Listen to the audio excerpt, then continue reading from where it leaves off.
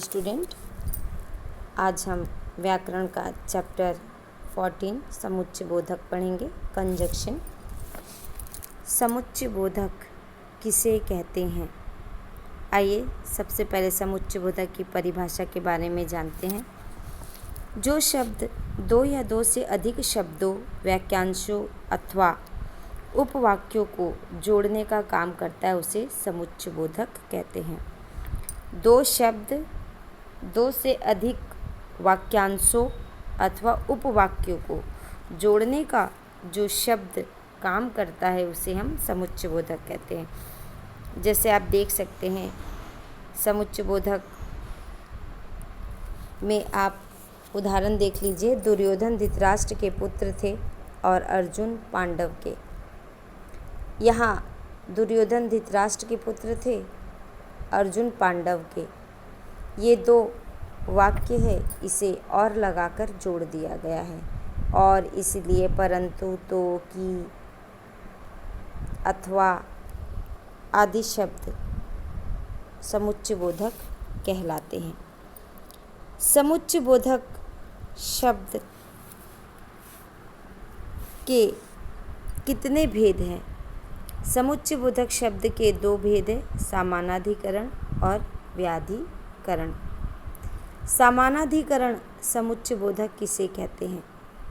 समानाधिकरण समुच्चय बोधक, जो समुच्चय बोधक समान स्तर के दो या दो से अधिक शब्द, एक ही समान स्तर, दोनों शब्दों के, दोनों उपवाक्यों के, दोनों वाक्यों का स्तर समान हो, इसीलिए उसे समानाधिकरण कहा गया है। जो समुच्चय बोधक समान स्तर के दो या दो से अधिक शब्दों, वाक्यांशों अथवा उपवाक्यों को जोड़ने का काम करते हैं उसे हम समानाधिकरण समुच्चय बोधक कहते हैं।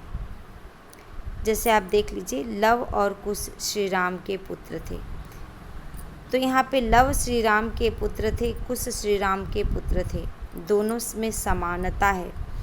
इन दोनों समानता को हम केवल और लगा करके दो वाक्य को हमने एक वाक्य कर दिया। लव और कुश श्री राम के पुत्र थे। अब देखिए बच्चों, समुच्चय बोधक दो प्रकार के होते हैं, जिसमें समानाधिकरण और व्याधिकरण।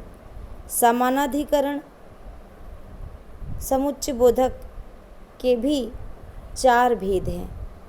आप देखिए, पहला है संयोजक, दूसरा है विकल्प, तीसरा है विरोध दर्शन और चौथा है परिणाम दर्शन। तो आइए हम पहले संयोजक के बारे में पढ़ते हैं।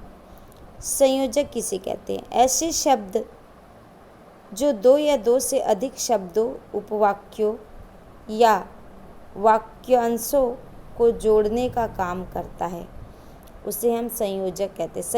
संयोजक, योजक माने जोड़ना, ठीक है। तो यहाँ आप देख लीजिए, राम और श्याम एक ही कक्षा में पढ़ते हैं।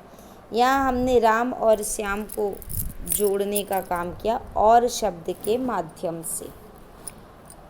राम के पिता वकील है तथा श्याम के पिता डॉक्टर। यहाँ हमने दो वाक्यों को जोड़ा है तथा के माध्यम से। इसे संयोजक, जोड़ने का काम किया है। विकल्प, विकल्प किसे कहते हैं? अब देखिए, विकल्प माने किसी भी चीज़ को चुनना। कई विकल्प होते हैं, उसमें से किसी एक को चुनना। तो ऐसे शब्द जो दो या दो से अधिक शब्दों, वाक्यांशों या उपवाक्यों में विकल्प दिखाते हैं, जहाँ पे हमें विकल्प मिल जाए वो हो जाता है, उसे हम विकल्प कहा जाता है उसे। जैसे आप देखिए, आप चाय पिएंगे या कुछ ठंडा लाऊं। तो यहाँ विकल्प हो गया, आपके लिए चाय भी है और ठंडा भी है। इन दोनों विकल्पों में से किसी एक का आपको चयन करना है। और देखिए, तुम्हें घड़ी चाहिए अथवा मोबाइल फ़ोन। तो यहाँ देखिए, अथवा लगा करके हमने विकल्प को दिखाया गया है, विकल्प दिखाया गया है। अब देखिए, तीसरा है विरोध दर्शन। ऐसे शब्द जो दो उपवाक्यों में से एक के अर्थ का विरोध करते हैं। विरोध मतलब आप समझते हैं ऑपोजिट, उन्हें विरोध दर्शन कहा जाता है। किसी विरोध का, हमारी टीम बहुत अच्छा खेली परंतु जीत नहीं पाई। अब देखिए यहाँ परंतु शब्द क्या है, विरोध के लिए आया है। वह झगड़ालू ही नहीं बल्कि जिद्दी भी है। अब देखिए यहाँ पर बल्कि शब्द ये विरोधाभास को व्यक्त कर रहा है। कैसे कि हमारी टीम बहुत अच्छा खेली तो अच्छा पर जीत नहीं पाई, अच्छा परिणाम नहीं हुआ, तो ये हो गया इसका विरोधाभास। चौथा है परिणाम दर्शन।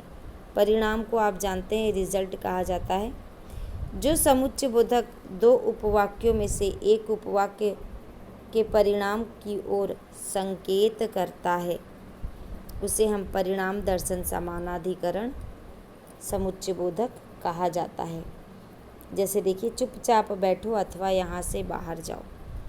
अब आपके सामने आप चुपचाप बैठिए, वरना अगर आप चुप नहीं बैठेंगे तो इसका परिणाम क्या होगा, आपको बाहर जाना पड़ेगा। वह देर से आया इसीलिए अध्यापक ने उसे डांटा। इसलिए अब देखिए वह देर से आया, देर से आने का परिणाम क्या निकला कि अध्यापक उसे डांटे। तो आप कह सकते हैं कि यहाँ पे अथवा इसीलिए परिणाम दर्शक समानाधिकरण समुच्चय बोधक है।